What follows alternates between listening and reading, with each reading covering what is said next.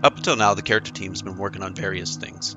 Some high-end Tier 1 Squadron 42 characters. We have the new Hair 2.0. We've got alien races, mission givers for the persistent universe. We're working on various armors and clothes. But we're at the beginnings of something brand new, and that's the creation of creatures.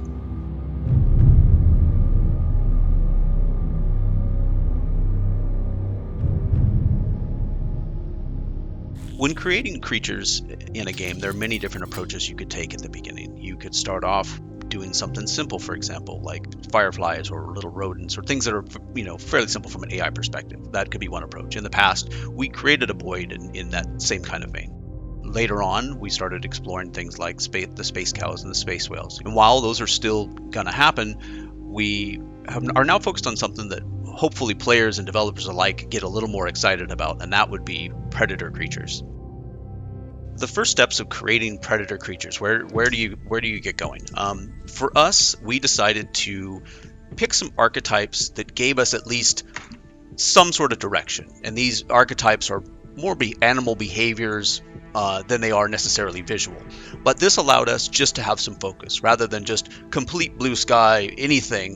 That sometimes is extremely difficult for a concept artist without having any direction. So what we did in archetypes was we found some archetypes and we named them like bear and tiger and crab, things like this.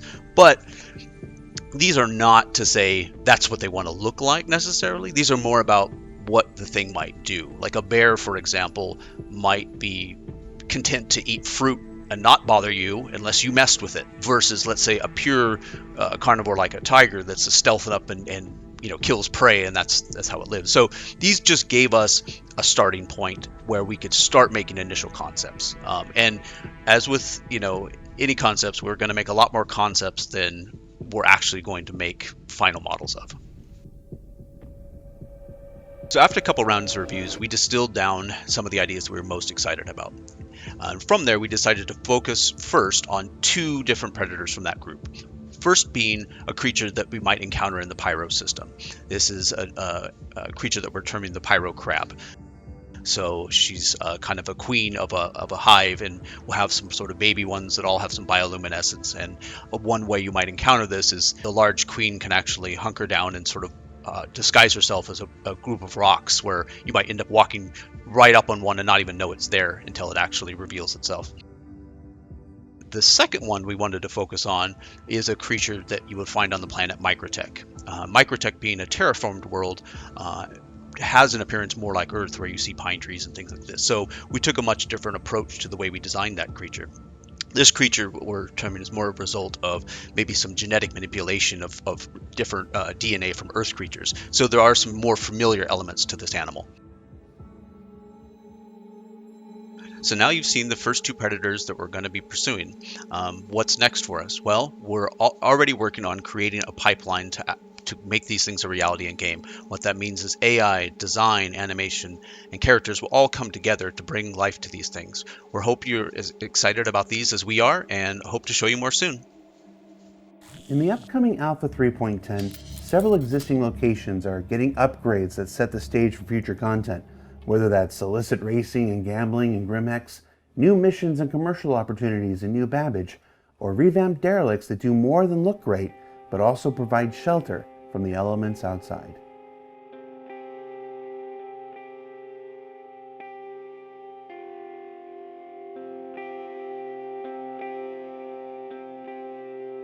In 3.9 we introduced New Babbage Landing Zone, but it was not quite complete yet. We still had one or two things that we needed to add. One of those things being Microtech's flagship store, the Factory Line. Factory Line is the premier store for Microtech located in the heart of New Babbage. One of the ideas that we really wanted to convey through this kind of sub-style of the Microtech branding was this is the location where Microtech sells all of their consumer and enterprise products that are at the cutting edge of technology. From the moment that you enter the Factory Line, you'll be greeted with the lobby, and the lobby is there to give you a sense of the experience that you're about to go on. From the lobby, you'll descend down a glass staircase into the commercial floor. The commercial floor is when you'll find all things Microtech, from the Mobi Glass to the Reverie AR contact lens, all things that you can kind of purchase and will be able to purchase in the future. Then we have on the third floor the Fikri Amphitheater, named after Microtech's founder's older brother. This space serves double duty as also not only a corporate showcase for all of their corporate technologies, but also can be converted into an amphitheater for all of Microtech's keynotes.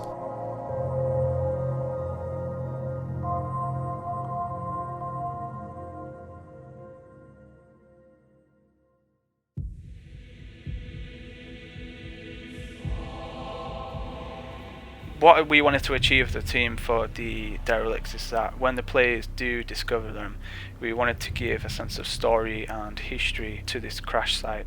Once upon a time there was a crew that used to live on this derelict, and we wanted the player to come across them and discover like they've been in the terrain for years and years to come.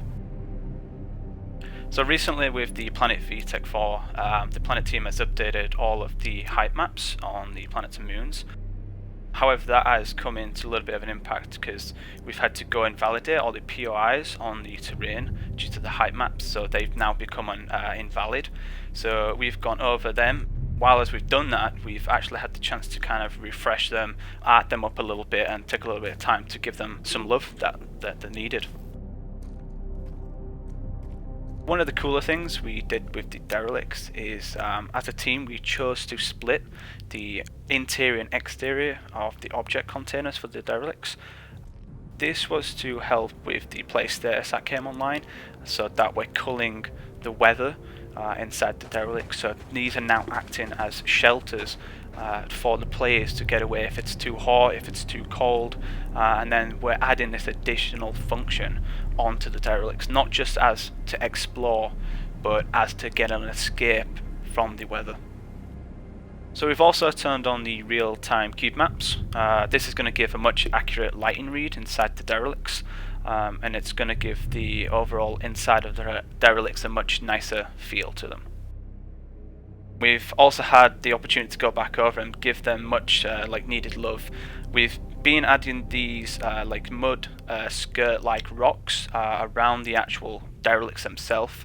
This is to give them a much better feeling as it's more integrated with the planet's terrain, and it gives them also like a sense of direction, as if they've kind of like crash landed on the surface and like ripping up the terrain. So there's been a lot more focus on there as well. We've also used the terrain blending as well on the shader, so that we've blended from the skirts to the terrain, and then these are also allow us to use them on more different surfaces. If it was on like snowy, like on Stanton 4, or if it's on like Delamar or something like that, you can pick up that terrain and we're still using the same OC on each planet.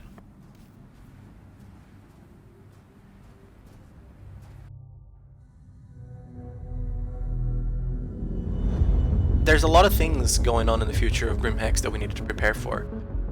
Grimhex is a very, very illegal place where people come in to do all kinds of illegal trading, illegal betting, maybe some really shady deals, and it's not a really nice place to be.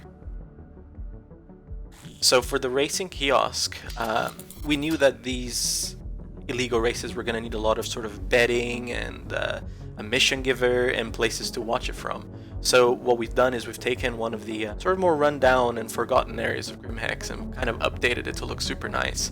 So we have the racing shop, or betting shop as we're calling it, and what we've done with that place is we've really jazzed it up with lots of really, really cyberpunk lights, so very bright pink, purple, lots of betting kiosks and screens that could like maybe in the future just display kinds of informations for the race, standings for the season. Then inside the shop you'll have area that Luca Brunt just oversees everything, and he's just going to be sitting there on his desk, which is just surrounded by screens overlooking all kinds of information through the Stanton system for all these legal races.